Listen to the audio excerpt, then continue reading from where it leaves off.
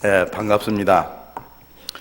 먼저 말씀 증거하기 전에 죄송한 말씀을 드려야 되겠는데, 과거 제가 신길동의 영복교회를 섬기고 있을 때에 교인 수는 적기 때문에 청계산 기도원에 제가 자주 갔습니다. 한 번은 청계산 기도원에 갔는데 제가 건강이 좋지 않아서 그랬는지 감기가 걸렸어요. 그래서 이제 감기가 걸려서 그냥 주여 믿습니다 뭐 이렇게 거의 부흥사 수준으로 갔는데, 나는 죽겠는데 그날 성도들이 목사님 은혜가 많이 있었습니다 그러더라고요. 성도들은 목사가 죽어도 일단 은혜가 있으면 되는 것 같아요. 제가 사실 감기가 걸려서 이번 주간에 참 조심조심 했습니다만은 아직 감기가 다 낫지는 않았지만 여러분께서 기도하는 마음으로 말씀을 같이 삼으면 좋겠습니다. 1년 동안 참 우리 교회는 축복의 한 해였습니다. 여러 가지 감사할 일이 많이 있지만 하나님께서 여러 가지 변화를 주시고 또 귀한 종들 세우시고 또 이제 변화의 또 새싹들이 저 땅속에서 움터오르는 그 모습을 저는 감지할 수가 있습니다. 그럼에도 불구하고 우리가 한국교회를 둘러보면 마음 한구석이 싸하게 아파오는 것을 보게 됩니다. 물론 한국교회 지도자들의 책임이 크지요. 그러나 우리가 성경적인 관점에서 보면 우리는 하나의 다 지체입니다. 그런 의미에서 우리 성도들이 다 이 책임을 위해서, 이 한국교회를 위해서 기도해야 될 귀하고 아름다운 이런 상황에 처해 있는 것을 저희들이 깨닫게 됩니다. 저는 오늘 설교 제목을 온전한 믿음이란 말을 정했습니다.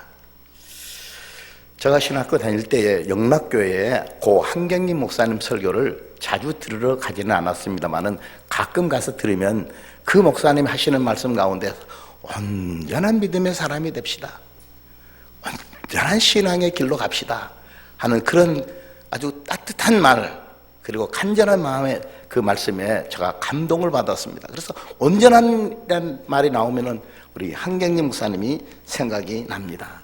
이 온전한이란 말은 다른 말로 말하면 반대말은 부실한 믿음, 온전한 신앙의 정말 반대되는 말은 불신앙이 아닌가, 그렇게 생각이 납니다. 오늘 본문에 보면 이스라엘 백성들이 애굽에서 나와서 이 꿈에도 그리던 가나안 땅 바로 눈앞에 두고 하나님의 명령에 따라서 10명의 정탐꾼을 12명의 정탐을 보냈는데 그 보낸 과정과 그 결과 가운데서 온전한 신앙의 사람이 나오는가 하면 불신앙의 사람이 나오는 것을 보면서, 우리가 과거만 아니라 온전한 신앙의 두 사람 여호수아와 갈렙과 같은 신앙을 가져야 되겠다 하는 마음으로 이 말씀을 전해드리는 것입니다. 온전한 믿음이라는 것은 어디서 나오는 겁니까? 하나님의 말씀을 바로 믿으면 거기에서부터 시작이 되는 것입니다. 기독교는 말씀의 종교라고 하지 않습니까? 우리가 세 끼 밥을 잡수시는데 우리 성도들의 영혼의 양식이 있어요. 하나님의 말씀을 먹고 그 말씀을 순종하고 그 명령에 우리가 복종하면 우리는 하나님의 귀하고 아름다운 축복 가운데 우리의 신앙이 나도 모르는 사이에 온전한 신앙으로 바뀝니다. 왜 하나님의 말씀을 우리가 붙들어야 되는 것입니까? 하나님께서 이 말씀 속에서 자기를 우리에게 보여주시고 그 신학적 수로는 계시했다. 신학적 수로는 우리가 자연을 통해서 자연 계시, 일반 계시를 통해서 하나님이 살아계신 주님의 높고 위대하심을 물론 찬양할 수 있어요. 그러나 그것은 희미하고 거울로 보는 것 같아요. 그러나 우리가 말씀을 속에 가보면 거기에 하나님이 계시고 우리 주님이 계시고 성령님이 계신 것을 우리가 볼 수 있다고 하는 것입니다. 하나님의 말씀 속에는 우리에 대한 약속이 있습니다. 우리가 지켜야 할 율법이 그 속에 낱낱이 기록되어 있는 것입니다. 그런데 하나님께서 이스라엘 백성에게 약속한 것 가운데 가장 큰 그 부분을 차지한 것이 뭐였냐면 가나안 땅에 대한 약속이었습니다. 내가 내려가서 그들을 애굽인의 손에서 건져내고 그들을 그 땅에서 인도하여 아름답고 광대한 땅, 젖과 꿀이 흐르는 땅, 곧 가나안 족속, 헷 족속, 아모리 족속, 브리스 족속, 히위 족속, 여부스 족속의 지방에 데려가려 하노라. 하나님께서 모세에게 말씀했어요. 내가 너를 지도자로 세워서. 이 약속은 사실은 거슬러 올라가면 아브라함에게 하신 약속입니다. 아브라함에게 하신 약속이 이제서야 모세를 통하여 이스라엘 백성들에게 이렇게 내려지게 되어졌다 하는 것입니다.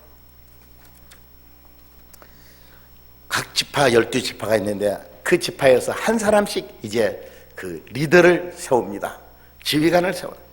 그래서 그 사람을 이제 보내게 되는데 그 중에 어떤 사람이 있었습니까? 여분네 아들 갈렙, 그리고 눈의 아들 호세아. 호세아는 다른 말로 하면 여호수아라는 사람이 그 속에 뽑히게 되어졌습니다. 그 12사람에게 임무를 줍니다. 무슨 임무입니까? 너희들은 거기 가서 어떤 그 사람들이 살고 있는가 봐라. 그래서 강한지 약한지 인구수가 많은지 어떤지, 그 다음에 땅에 대해서 조사해라. 그 땅이 좋은지 나쁜지, 비옥한지 메마른 땅인지, 그리고 성읍을 살펴봐라. 거기 진영인지 산성인지 요새가 얼마나 굳건하게 쌓였는지 보고, 그리고는 올 때는 그냥 오지 말고 거기에 포도나무에 실과를 가져오라 했는데, 제가 조사해 보니까 포도나무의 첫 번째 실과는 그 우리나라 달력으로 7월 8월에 이제 포도나무 실과가 된다고. 우리나라는 이제 여름방학이 끝나야 조금 과일이 있지 않습니까? 그러지만은 그 과정 가운데 너희들이 꼭 기억할 것이 있는데, 너희들의 마음이 담대해야 된다. 담대하지 않으면은 이 일을 못 한다는 거죠. 저희 친척 가운데 한 분이 하루는 저를 찾아왔어요. 저희 형님 되는 분이었는데, 형님 어떻게 왔어요? 그랬더니 이렇게 말하더라고요. 동생이 보고 싶어 왔네. 그런데 어떻게 형님 이렇게 뜬금없이라는 말이 있지 않습니까? 왔습니까? 그러더니 사실은 내가 북파 간첩으로 넘어가게 됐네. 갔다가 올는지 안 올는지 모르겠네. 그렇게 말씀하는 거예요. 그래 마음이 싸하면서 어떻게 하면 좋을까 했는데, 그 형님 그럼 그때 어떻게 살았? 해병대 출신이었는데 강원도에다가 깊은 산골에 떨쳐놓고 칼이나 이런 거 뭐 몇 가지 주면서 뭡니까?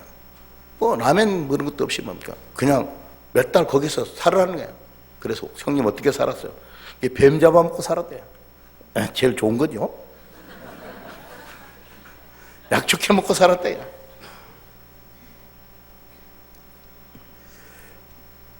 이북에 스파이로 보낼 때에 담대한 훈련을, 너희들이 그렇게 담대해야 된다. 그렇게 했는데 그들이 40일 동안 가나안 땅 두루 이곳저곳 살피면서 왔습니다. 그런데 믿음이 온전치 못한 사람들이 와서 뭐라고 말했느냐? 모세에게 말하 이르되 당신이 우리를 보낸 땅에 간지 과연 그 땅에 젖과 꿀이 흐릅디다. 그리고 여기 과일을 가져왔는데 두 사람이 매서 뭡니까? 포도 한 송이 아니겠죠? 한 덩쿨이 되겠죠? 가지고 왔어요. 그런데 거기서 끝나는 것이 아니라 도구는 뭡니까? 오늘 본문에 18, 그러나 그 땅 그 주민은 강하고 성읍은 견고하고 심히 그뿐 아니라 거기서 안악자산을 보았습니다. 이렇게 말합니다. 저는 정치인들의 말의 수법을 굉장히 싫어합니다. 목사님들 가운데 정치꾼들은 그렇게 말합니다. 한 10분 동안 발언하는데 한 9분 동안은 뭐랍니까? 우리가 동으로 가야지 삽니다. 동으로 가면 뭐 어떡하고. 그런데 마지막에 그러나 서쪽으로 가야 됩니다. 그러면 신경질이 일어나버려요. 저는 말을 돌려서 못하는 사람이에요. 그래서 저같이 바보 같은 사람 여러분들 여기도 많이 보이는데 그러나 하는 거예요. 그러나 그 말을 바꾸는 거예요. 어떻게 바꾸느냐? 힘이 강대한 거인들이 있고 우리는 메뚜기 같다. 비교하는데요. 물론 사실적인 겁니다. 그들이 분명히 가나안 그 족속들이 거민들이 장대하고 거인이고 그런 건 사실이에요. 성곽이 제가 글을 읽어보니까요 15m나 되는 우린 청와대 뒤편에 그 북한산이 있지 않았습니까? 북한산 거기 성벽 가보니까 한 10m에서 12m 높은 성으로 이렇게 쌓여있는 것도 봤어요. 그렇게 높이 써야 돼요. 다시 말하면 비관적입니다. 부정적입니다. 안 된다는 거예요. 담대하라고 그러는데 벌써 흔들릴 뻔한 거죠. 그러나 이 10명의 정탐꾼과 다른 보고가 있는데 두 사람 여호수아와 갈렙이 보고를 합니다. 어떻게 보고합니까? 우리가 올라가서 그 땅을 취하자 능히 이기리라. 따라하겠습니다. 능히 이기리라. 뭘 믿고 이런 말을 하는 겁니까? 세 가지 이유를 드리겠습니다. 하나님의 약속을 믿었습니다. 우리가 두루 다니며 정탐한 땅을 보니 심히 아름답더라. 과연 젖과 꿀이 흐르더라 하는 겁니다.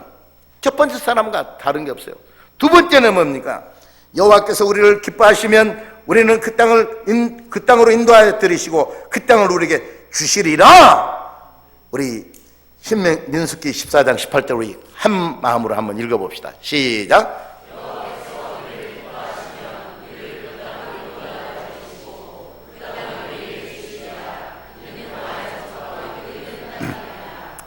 여호와께서 우리를 기뻐하시면 주체가 누구냐? 여호와 하나님이라는 거죠. 그 뭐 성곽을 보고 사람을 보고 뭐 그런 게 아니에요. 들어가고 안 들어가는 것은 열쇠가 키가 누가 있냐? 여호와 하나님이다. 그리고 우리가 자격을 갖췄느냐 하는 거죠. 세 번째로 그들의 보호자는 그들에게서 떠났고 여호와는 우리와 함께 하신다. 이렇게 말했어요. 블레셋과의 전쟁에서 소년 다윗은 골리앗 앞에 섰습니다. 아낙 자손입니다. 그분의 키는 탐구 도서를 보니까 2m 74에서 3m 35예요. 로드맨보다 훨씬 커요. 로드맨이 뭔지도 모르는 사람들 있죠. 길가를 가는 사람이 아니 로드맨이 아니라 나는 김정은이 너무 감사한 거예요. 막 여기다가 막 기도를 하고 그런 사람을 데려다가 농간다는 거 보니까 미쳐도 많이 미쳤어요. 가도 굉장히 냄새가 나요. 여러분들 냄새 안 나요?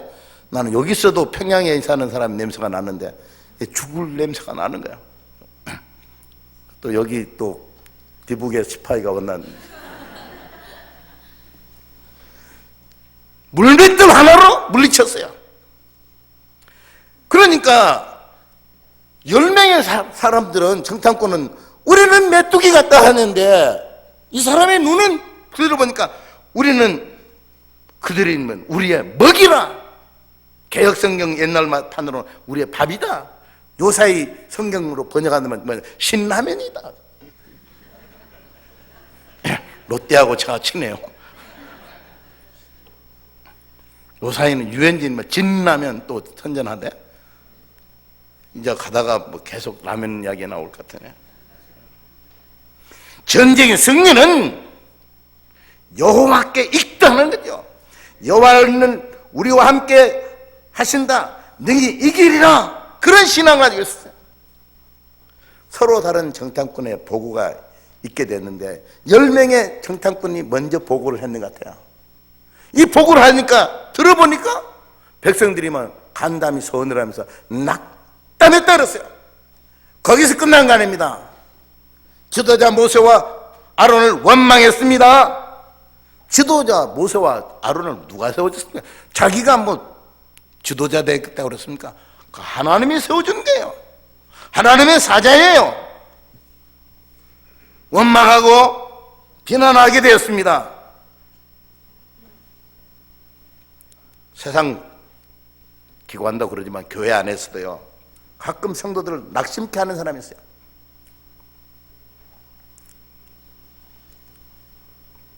지도자를 비난하는 사람이 있습니다. 가만히 들어보면 그럴 것 같아요. 정 목사님 보니까 문 목사보다 별로 키는 커도 잘못생겼거든요.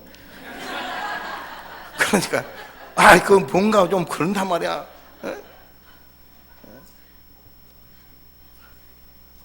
설교할 맛이 납니다. 가만히 듣고 보면요, 그럴싸해요. 그 사람들이 거짓말한 거 아니에요. 그러나 그들의 말이 믿음에서 나온 게 아니라는 거죠.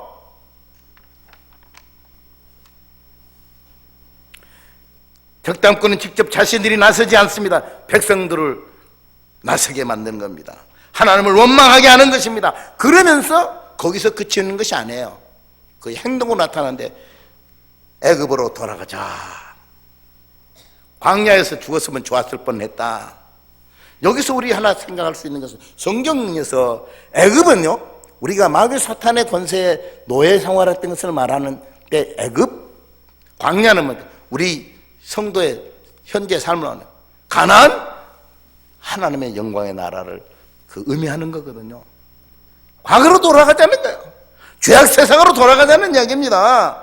그런데 어떻게 하느냐? 이제 모세, 아론 다 필요 없다는. 하나님이 세운 종이 무슨 필요냐? 우리가 한 지휘관을 세우겠다. 자기들이 하겠다는 거죠. 자기들이 하겠다는 거예요. 세상 말로 말하면 뭡니까? 눈에 보이는 게 없는 거야. 막 파는 거야. 막판까지 가는 거죠. 이때의 신앙의 사람들 여호수아와 갈렙은 어떻게 했습니까? 결코 그 말이 잘못 옳은 게 아니다. 대세를 따라가거나 쉬운 길로 가거나 이 정도까지 됐으니 이제 돌아가면 돌아가든지 말든지 내 일은 다 끝났다. 그렇게 하지 않았다는 것입니다. 과거나 오늘이나 많은 사람들이, 정치인들이나 일반 백성이나 성도들까지도 대세를 따라갑니다. 오늘 본문에 보면 이런 말씀이 있습니다. 모세와 아론이 이스라엘 자손의 온 회중 앞에서 엎드려진지라. 나는 이 말씀이 무슨 말씀입니까? 나의 은사인 박윤선 목사님의 주석을 제가 펼쳐봤습니다. 그것은 모세와 아론이 하나님 앞에 기도했다. 할렐루야. 하나님 앞에 엎드려 기도했다. 톰슨 바이블 성경에서도 보면 민중이 모세와 아론을 원망했을 때 두 사람이 마음은 극도로 아팠을 것이다. 그러나 그들은 그것에 개의치 않고 마음을 고요히 정돈하여 하나님께 나아가 깊이 기도하면서 나아갔다. 이렇게 해석하겠습니다. 사랑하는 성도 여러분, 목회자나 여러분들이나 어려움을 당하고 실망스러운 일이 생길 때 여러분들이 강대상에서 새벽기도 때 자녀 학교 보내고 남편은 다 직장 보낸 후에 뭡니까? 무릎 꿇고 기도하지 않습니까? 이게 살 길입니다. 박윤선 박사님은 이것은 무엇을 말하느냐? 하나님 제일주의다. 엎드리는 것은 기도 만능주의다. 그렇게 말했습니다. 어려운 당할 때요, 기도 하나님 붙들어야 하는 거 아니겠습니까? 엎드려 기도할 뿐 아니라 일어나서 백성들 앞에서 뭐 어떻게 했습니까? 옷을 찢었다 그랬어요. 이게 무슨 히브리적 문화에서 이루어지는 일입니까? 히브리 사람들은 자기의 극한 슬픔을 당할 때, 고통을 당할 때, 분노를 당할 때 뭡니까? 옷을 찢었다 그랬어요. 우리가 어떤 때는 뭡니까? 마음을 찢고 싶은 생각이 나죠. 하나님 너무 원통합니다. 내 가슴을 찢고 사람들에게 보여주고 싶습니다. 그런 마음 아니에요. 그런 마음이 여기에 담겨 있는 것입니다. 그리고 여호수아와 갈렙은 대안을 마련합니다. 새로운 묘수나 세상 사람이 말하는 꼼수를 부리는 것이 아닙니다. 뭐냐? 젖과 꿀이 흐르는 땅, 하나님 우리를 기뻐하시면 우리가 그 땅에 들어가는데 아무런 문제가 없다는 것이죠. 그러나 우리가 꼭 여기서 짚고 넘어갈 게 있는데 두 가지다. 뭐냐? 따라 여호와를 거역하지 말자. 그 땅 백성을 두려워하지 말자. 다시 우리 신앙 점검해 봅시다. 그렇게 하는 거죠. 이들이 눈물로 가슴을 찢으면서 그렇게 말했는데 백성들이 감동받았습니까? 여호수아여, 갈렙이여, 옳습니다. 그러지 않았습니다. 그들의 손에 뭐가 들려졌습니까? 스데반을 죽일 때에 백성들이, 그 민중들이 돌을 든 것 같이 돌을 들어서 치려고 했던 것입니다.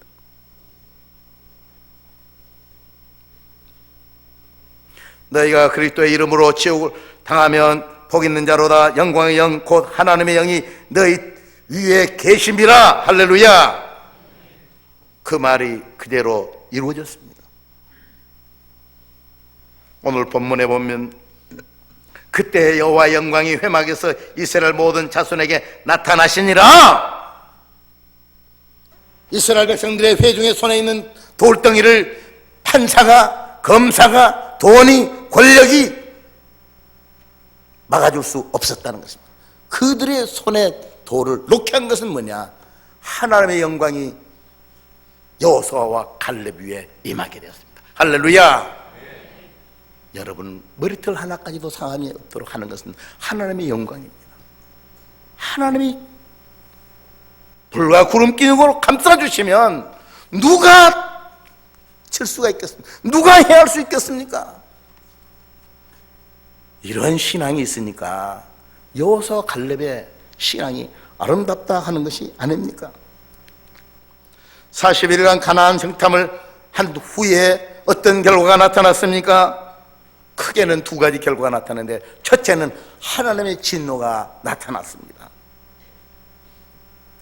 하나님을 멸시하고 믿지 않는 자들, 이 백성이 어느 때까지 나를 멸시하며 어느 때까지 나를 믿지 않겠느냐? 부부 사이에요. 제일 마음 아픈 게 뭐예요? 아내가 남편을 못 믿어주는 거예요. 남편이 아내를 뭡니까? 무시하는 거예요. 무슨 부엌대기 같이 생각하는 거야. 아버지와 아들 사이에, 어머니와 딸 사이에 어떤 때 제일 마음이 아픈 겁니까? 아버지가 나에게 뭘 해준 게 뭐가 있어요? 뭐 잘난 게 있습니까? 어머니가 뭘 알기는 뭘 합니까? 무시당하면요, 혀를 깨물고 죽고 싶은 거예요. 이스라엘 백성들을 안아주시고 거기까지 인도하시면 누굽니까? 하나님입니다.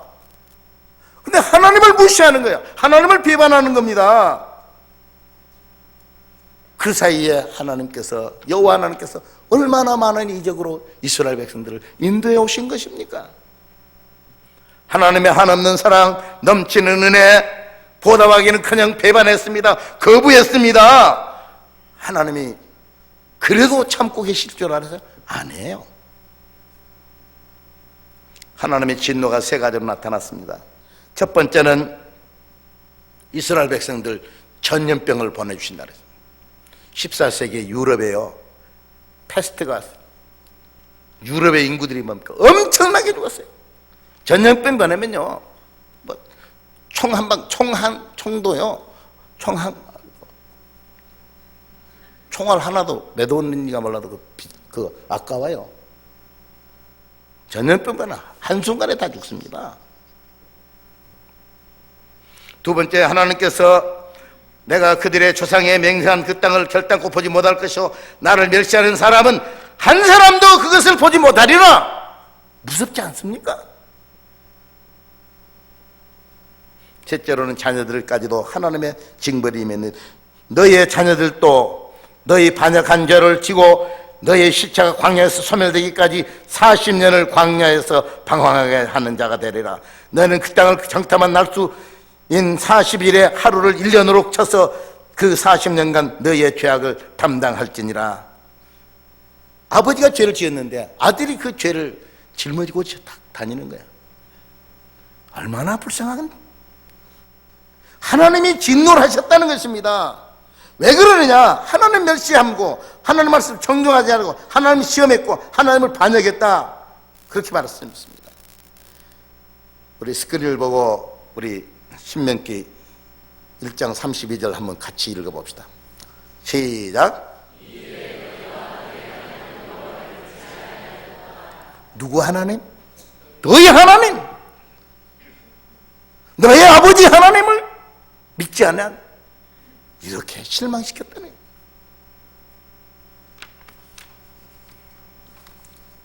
그렇지만 하나님의 진노만 임했습니까? 아닙니다. 하나님을 온전히 믿고 따르는 온전한 믿음의 사람들에게는 하나님의 축복이 임하게 되었습니다. 무슨 이유입니까? 그러나 내 종 갈렙은 그 마음이 그들과 달라서 나를 온전히 따랐으니, 달라야 돼요. 교회 다닌다고 다 되는 게 아니에요. 사회 사람과 달라야 되고 믿음이 없는 사람과 달라야 돼요. 여기 온전이라는 말을 제가 영어는 잘 모르는데 wholehearted라고 썼어요. 온 마음을 다해서. 그래서 그들의 받은 축복이 무엇입니까? 그가 갔던 땅으로 내가 그를 인도하여 드리리니 그의 자손이 그 땅을 차지하리라. 따라, 그의 자손이 그 땅을 차지하리라. 할렐루야. 자기만 축복받는 게 아니야. 씨를 아버지가 뿌렸는데 아들이 거두는 일 보지 않습니까? 심는 대로 거둔다 했는데 오늘 말씀 가운데 너희 말이 내 귀에 들리는 대로 내가 너희에게 행하리라. 이게 참 의미심장. 너희가 말을 했는데 내가 그 말을 듣는 대로 행하겠다는 게, 못 들어가겠다, 그래 못 들어가게 해주마 하는 거죠. 여러분들이 무심코, 죄송합니다 표현에 내뱉은 말이 있죠. 조심해야 돼요. 여러분들이 한 말대로 그대로 됩니다. 이럴 때는 아멘도 없어요. 정규재 목사님 하면 아멘도 있는데 나 이래서 설교할 마음이 듭니다. 여러분들, 우리가 늘 그러면 콩 심는데 콩 나고 팥 심는데 팥 난다. 그런데 왜 말을 함부로 합니까? 왜 함부로 여러분들의 발을 다닙니까?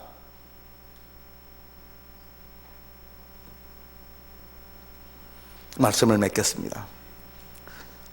예수님의 산상 보훈 가운데 마태복음 5장, 6장, 7장 있지 않습니까? 그 중에 눈에 대한 이야기가 있는데, 눈은 몸의 등불이다. 그러므로 내 눈이 성하면 온몸이 밝을 것이요 내 눈이 나쁘면 온몸이 어두울 것이라 그랬어요. 눈이 참 중요해요. 어떤 사람 눈을 보면 눈에서 사랑이 막 나오죠. 어떤 사람 눈을 보면 무서워.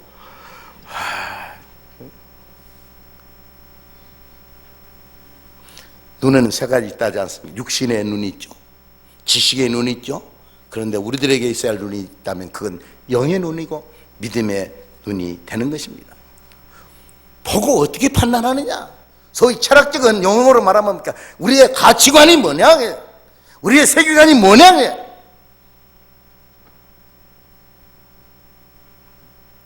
우리는 온전한 신앙의 눈을 가지고 있어야 됩니다. 교회 직분 가졌다고 그 눈 주시는 게 아니에요. 교회 다닌다고 되는 것이 아니다는 것입니다. 10사람, 그 사람들도 이스라엘 백성이었습니다. 지도자였습니다. 그 사람들이 해리해리한 사람들이 아니었다는 것입니다. 그들이 사실대로 봤습니다. 자신들의 이성과 지성을 통해서 통계학적으로 어디 동네는 어떤 사람이 살고 이 동네는 수가 얼마고 학교가 얼마 있고 어디에 포대가 있고, 그 사람들의 키는 우리보다 몇 센치는 더 큽니다. 그 틀린 말이 아니에요. 그러나 그들은 믿음의 눈을 가지고 있잖아요. 그들의 판단은 부정적인 시각을 가지고 있었다는 것입니다. 신앙의 눈은 어떤 눈입니까? 하나님의 약속을 믿는 것입니다. 하나님이 우리와 함께 하신다는 것을 믿는, 의심하지 않는 믿음인 줄로 믿습니다. 사랑하는 성도 여러분, 우리 주님이 이제 며칠 후에는 임마누엘로 이 땅에 오셨습니다. 하나님의 보좌를 버리시고 이 땅에 우리와 함께 하시기 위해서.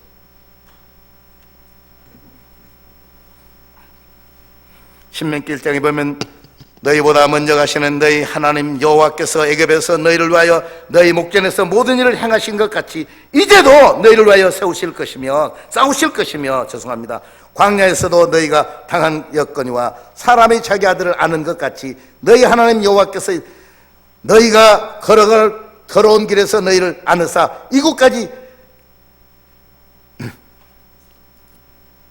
이르게 하셨느니라. 제가 이게 제가 써놓고 그냥 마음이 먼저 가고 막 글자가 막 그냥 이게 막 개발 소발리 내가 써놓고 내가 막 쓰면서 이번 주에 저는요 마음 아픈 아파트에서 불이 났어요. 자녀를 베란다로 피신시켜서 어떻게 해보려고 그랬는데 그 불길이 그만 그들을 삼켰는데 소방관들이 가서 보니까 뭡니까? 어머니가 두 자녀를 안고 그대로 숯덩어리가 된 거야. 너무 마음이 아파. 육신의 어머니도 자녀들을 불길에서 안아주시는데 하나님께서 우리를 안아주지 않느냐? 내가 너희를 안아주었다. 내가 너희보다 먼저 가서 모든 일을 행했다. 그렇게 말하지 않습니까? 우리 시편 34편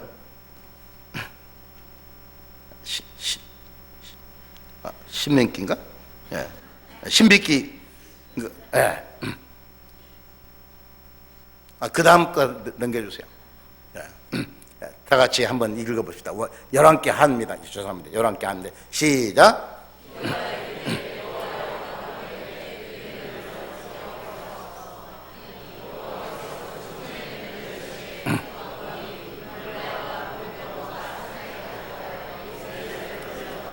이 말이 무슨 말입니까? 아람 군대야. 이스라엘을 쳐들어왔습니다. 엘리사의 그 사환이 보니까 뭡니까? 이제 우리는 다 함락되고 죽게 됐구나. 그때 선지자가 엘리사가 그 종이야 말이야. 눈을 열어 보게 하시옵소서 했더니 불말과 불병거가 산에 가다가 엘리사를 둘렀대. 영의 눈이 띄워져야 돼요. 영의 눈이 띄워지자면 뭐 길이 없는 거예요. 갈 곳이 없는 겁니다. 그러나 하나님께서 불말과 불병거를 산에 가득하게 하신 하나님이 지켜준 거예요. 북한이 뭐라고 하면 해도 뭡니까? 하나님께서 한국교회와 한국 백성을 불말과 불병거로 지켜주실 줄로 믿습니다. 사울은 당시에 엘리트였습니다. 이스라엘 백성 중에서 베냐민 지파였습니다. 가멜 문화에서 최고의 학부를 나왔습니다. 율법으로는 바리새인이었습니다. 그 열심을 가지고 다메섹에 있는 예수 믿는 사람을 잡아다가 예루살렘에 데리고 오려고 했는데 다마스커스에 거의 다 갔을 때 부활하신 주님이 나타났습니다. 빛으로 나타났습니다. 사울아 사울아 어째 너가 나를 핍박하느냐. 그 자리에 꾹 끊어졌어요. 장님이 되었어요. 시각장애인이 되었어요. 손에 이끌려서 다메섹에 들어간 아나니아라는 귀한 종에게 안수를 받았어요. 눈이 띄어졌는데 눈에서 비늘이 벗겨졌다. 이 사도행전을 기록한 사람은요, 누가네 누라는 의사예요. 아주 의학적으로 잘 기록했어요. 그리고 나서 바울 사도는 어떻게 되었습니까?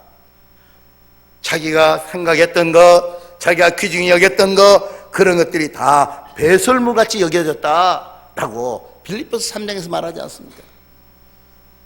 여러분이 무엇을 보든지 간에 어떤 사건을 만든지 여러분이 지식의 눈으로 봅니까? 여러분이 경험의 눈으로 봅니까? 아니면 믿음의 눈으로 여러분이 보시는 것입니다. 바울 사도는 새로운 눈이 벌렸습니다. 영혼의 눈이 밝아졌습니다. 그러니까 그 마음이요, 눈이 밝아지니까 마음이 달라졌어요. 어떻게? 따라 예수의 마음으로, 예수의 마음으로 뺏겨. 예수의 마음. 여러분들이 눈이 밝아지고 영혼의 눈이 밝아져서 예수의 마음으로 주님의 주시는 귀한 사명을 감당하시는 복된 성도가 되시기를 주의 이름으로 축원합니다. 하나님 우리 아버지 감사합니다. 우리를 둘러싸고 있는 환경과 여러 가지 조건들은 정말로 어렵습니다. 낙심을 줍니다. 힘들게 합니다. 많은 여호수아와 갈렙과 같은 믿음을 주시옵소서.